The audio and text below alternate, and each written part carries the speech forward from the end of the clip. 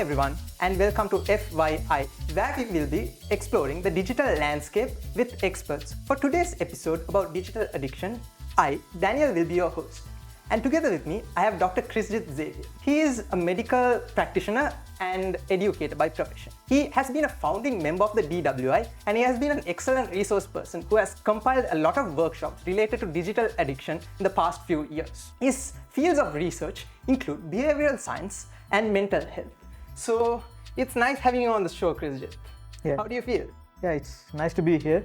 Thank you for that introduction, and it's great to be here.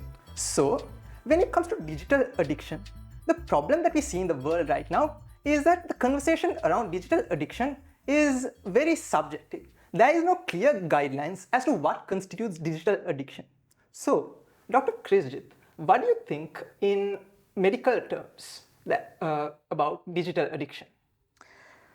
Okay, so diving straight into the topic, the way I understand digital addiction, it's an umbrella term which includes a lot of behaviors related to how we deal with digital technology, right? So it includes things like internet addiction, it includes things like internet gaming addiction, social media addiction, smartphone addiction. So as you can see, these components sort of overlap as well as interconnect, right? I think a good way to understand this would be to think about three separate categories, okay? So one would be habits, the second would be compulsions, and the third would be addiction itself, right? So habits are essentially things that we do repetitively and sort of automatically, right? So there is no real conscious control of that particular behavior. If day-to-day example would be like, waking up and just brushing your teeth is an habit that you develop. And so you don't always, think about brushing your teeth, right? You wake up and you automatically You don't do feel it. compulsive about that. Yeah.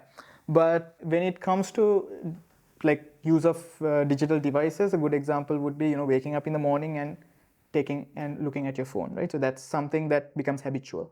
Yes. Okay, so that's a habit. But the thing about habits is the moment you're conscious about it, you are able to stop. Then you have compulsions, right? So that means I necessarily have to be a bit more self-aware. So to recognize the problem itself, to know I might have something that might develop into an addiction. Yeah, so that is a habit, right? Yeah. A habit is something that is responsive to so once you're aware of it, you're able to stop it. Yeah. A compulsion is a little different. So compulsion is a particular, again, a repetitive behavior, but it also is deeply connected to either an obsession or an anxiety, so that there is a compulsion to actually do a certain thing, right? So even if you become aware of it, until you do that particular thing, you don't feel at ease. So a good example in digital tech use would be, compulsively replying to texts. So you get a text, and until you reply, you cannot go and do something else. You feel like, you have to at least just say thank you or, send a thumbs up or something, right? Or compulsively checking your phone. So you get a notification, and until you click on that notification and check it, you are not able to do something else. Okay, so that is a compulsion. Even above that is what we classify as addiction in medical literature, right? So addiction is basically more than a compulsion. It's also the added thing of where you seek this behavior, right? So you basically try to use your phone every chance you get, and you are preoccupied with thoughts about using your phone even when you're not using your phone. And when you actually keep using your phone, you develop a tolerance for it, so that you have to start using it more and more to get the same kind of feeling. And if you try to detox from using your phone, you start feeling certain mood changes and certain symptoms that could be described as withdrawal symptoms, and it starts affecting your day-to-day life. Okay, so that's what makes it an addiction. So you can see that there is a natural progression from a habit to an addiction. And so I think it's up to each person to decide where their digital use really falls. Is it just a habit, or is it like a compulsion? Am I like compulsively using it, or is it actual addiction, right?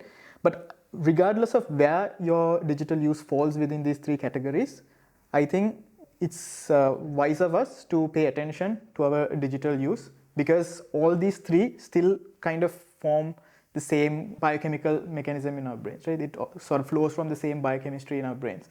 So regardless of whether it's a habit or an addiction, wherever it falls, like I think it's smart of us to pay attention to that. So while you were talking about these things like habits, compulsions, and addictions, you also keep on hinting at biochemical reactions that happen within our brain. So we probably know that since you're a doctor, you might have like an in-depth knowledge of all these biochemical reactions. But could you just simplify it and put it into simple terms so that everybody can understand what you're talking about here, the reactions that you're talking about here?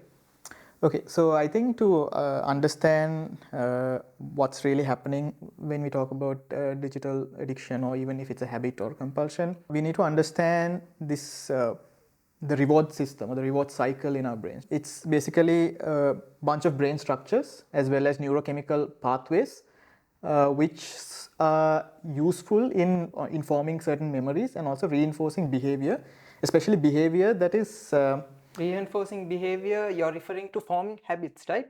Yeah, so yeah, we use the word, so it could also lead to like addictions and compulsions as well.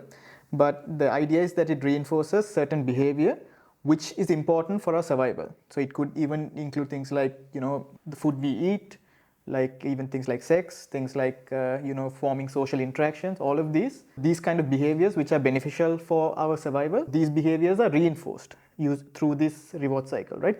So to explain the reward cycle, to understand it, so first thing you need to know about it is its neurotransmitter called dopamine is what's really behind this entire reward cycle, right? It's the most important neurotransmitter behind the reward cycle. So a good way to understand this reward cycle is to break it down into three parts, right? A cue or trigger, okay, and a behavior and the reward. So let me explain this with a very simple example. Example of eating chocolate cake, right? So let's say you see this chocolate cake on a table. Okay, now seeing this cake or maybe getting the smell from this cake is essentially the trigger. The behavior would be to go and approach this cake, take it and eat it, right? So that is the behavior. And when you do eat it, you will feel, pleasure or euphoria, which is essentially this dopamine flowing into your brain, right? That is what causes this sensation of pleasure. So what this does, so this is the reward, that is the reward, right? So what that does really is it forms a neuronal connection in your brain between this particular reward, the feeling of pleasure, and that behavior as well as the cue, right? It forms a connection. So that the next time you actually see a cake, okay, you will start, getting this sense of craving, okay, because you know that by eating this cake, you can actually get that reward. Okay, so why is this important in evolution? It's important because it's what tells us, like, these are the foods that you can eat. For example, if you eat a particular food and it, gives you pleasure, then it sort of attaches that behavior of like, going and eating that food. And so you keep repeating that and that improves your survival, right? Now, when you feel that craving, when you see this cake and you feel that craving, what you're literally experiencing there is a dopamine hunger, okay? Because your hunger, you feel a hunger for that dopamine hit that you got when you ate the cake. So this dopamine hunger is very important for motivation. Okay, so now let's come to the use of digital technology, right? So let's take as an example social media. If you put social media into this same structure, so you getting a notification on your phone would be like the cue, right? The trigger. So the notification, there might be a sound, or maybe the phone lighting up might be the trigger. You taking the phone and looking at it and looking at that notification is the behavior. And the content of that notification, right? Whether it's some sort of a social interaction, or it could be like a video that you enjoy, or maybe a like on a photo that you shared, right? So that will give you this dopamine hit, right? This reward. So again, as you can see, it's the same kind of structure that's at play in the use of digital technology as well. So I'm assuming, as far as it goes with any addiction, the more longer you keep on like reinforcing this loop, the harder it gets to break out of it. Am I right? Yes, but there is a very important difference here, right? So when it concerns the example of the chocolate cake, there are different limitations that are already in place there. Okay, for example, you won't always have chocolate cake available, right? And you won't, and if you do eat the chocolate cake, it finishes, right? Yes. If you eat a chocolate cake, it finishes. Sometimes when you eat a lot of chocolate cake, you have other chemicals in your body like leptins, which tell your brain that you had enough and it sort of like inhibits that that cycle, right? So when it comes to things like cravings, hunger, we have natural limitations as well. Whereas when it comes to something like social media, there you have a situation where you can actually have your cake and eat it as well, right? Because in fact, the more cake you eat, the more cake you will have to eat, right? Because the more you use social media, the more you post, the more likes you will get, the more kind of notifications you will get. So the more you use, the more time you spend. Whereas the cake finishes, here you will get more and more of things to keep you hooked, right? So that's a very important difference between these two scenarios. I'm not saying that it's not possible to get like have habits associated with chocolate cakes. It's possible, but the possibility is much slimmer because of these other limitations. Whereas when it comes to something like digital technology, we have such easy access. It's right there in our pockets all the time, and we have there's no limitation, like there's an infinite timeline that you can keep scrolling, right? So there's so much of like limitlessness to it that allows this dopamine cycle to get exploited, right? So when you put it that way, the way you phrase it, it seems like these digital devices are something that is alien to the way our bodies work. For example, when you look at it from a physiological perspective, what I get that you're saying is that this is a relatively new phenomenon, right? Yeah. There's not been a lot of conversation around this as well, because digital addiction in most spaces has been normalized. You see people having their phones, having excessive amounts of screen time on their phone, but it is not looked down upon a lot. So what do you think the role that companies do in like hijacking this cue, routine and reward loop? Okay, yeah. So I think to answer this question, I also need to like give a bit of a introduction to why tech companies like platforms like Meta and Facebook, Instagram, why these tech companies really have an interest in hijacking this dopamine cycle, right? So to put it briefly, like usually when we buy a product, we assume that we are the customer and we are the customer, right? So we sort of think of these things like social media also in a very similar way. We assume that we are the customer because we are the user, right? But if you really look at what's happening, the actual revenue for these companies come from advertisements. So if you really think about it, the users are actually the product that's being sold to these advertising companies. So our attention is really the product here, right? Because the more advertisements we look at, the more revenue that these platforms make from advertisements. And the more targeted these advertisements are, okay, the more data they collect about us, and the more they model us, and the more the targeted the advertisement is, the better the money they make, right? So for both of these reasons, it's clear that having us to spend more time on social media is in the best interest of these tech companies. So how do they really do this? Okay, so one of the most obvious things that comes to mind is social validation. So like I told you, the reward cycle is something that's based on these rewards, right? So social validation is a very clear reward because we generally like to be liked, right? So when someone likes us, we get a dopamine hit. So what social media does is it sort of like gives us this opportunity to get a lot of likes, a lot of shares, a lot of friends, and so feel that we are socially validated all the time, right?